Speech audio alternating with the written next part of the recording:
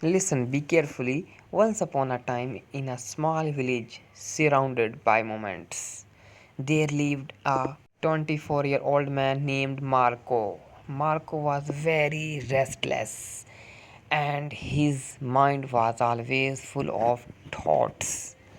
All day long, different thoughts come and went, and these thoughts made him feel uneasy and tired. He always felt sad about his past and worried a lot about the future. Because of these thoughts, his mind was like a storm. He could not feel calm, could not sleep well, and even forgot how to smile. One day, Marco heard about a faraway village in the hills. One day, Marco heard about a faraway village in the hills. That man used to be a famous psychologist in the city. He had helped many people in his life and had taught them how to find peace in their minds. Now he was old. He left the busy life of the city and started living in a quiet village. Sometimes he gave advice to visitors, and Marco became curious and hopeful. And he decided that he must go and meet with old man. He thought maybe this wise man can help me find place. After many days of a long time tiring journey, Marco reached the village in the hills. When he got there, he saw a small house covered with greenery. On the porch of the house, the old man was sitting quietly. His eyes were closed and he looked very peaceful. Marco walked up to him and said softly, "Grandfather, my mind is very restless.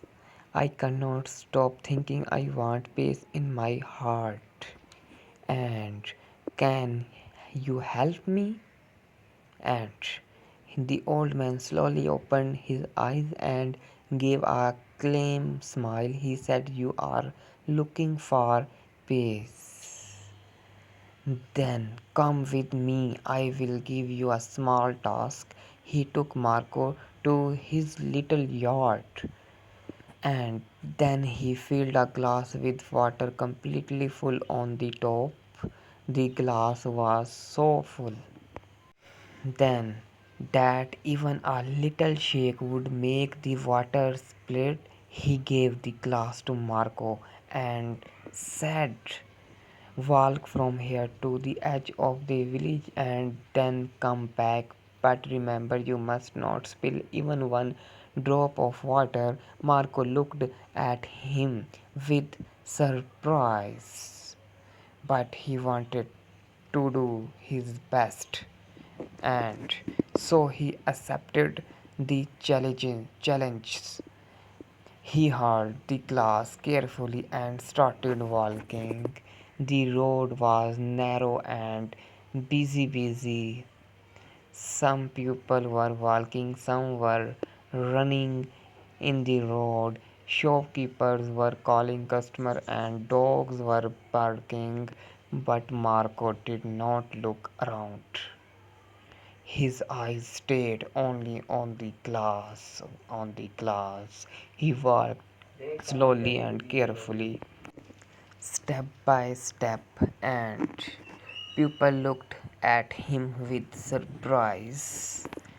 But no one disturbed him. They know he was learning something disturbing. Finally, Marco came back to the old man and said, "Grandfather, I did it. I did not spill even one drop of water." The old man nodded and smiled. Then he asked, "That's good. And but tell me, did you see the children playing on the side of the road? Did you hear the dogs barking?" And Marco looked surprised and said, "No, no, I did not see or hearing anything. I was only focusing on the glass." And the old man smiled again and said gently, "That is the secret.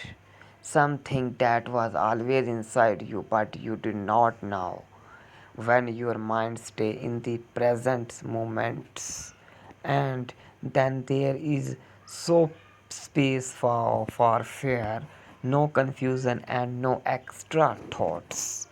Then you were only thinking about the water in the glass, and you were only thinking at the time your mind because become completely quiet. You were not sad about the past. You were not afraid of the future."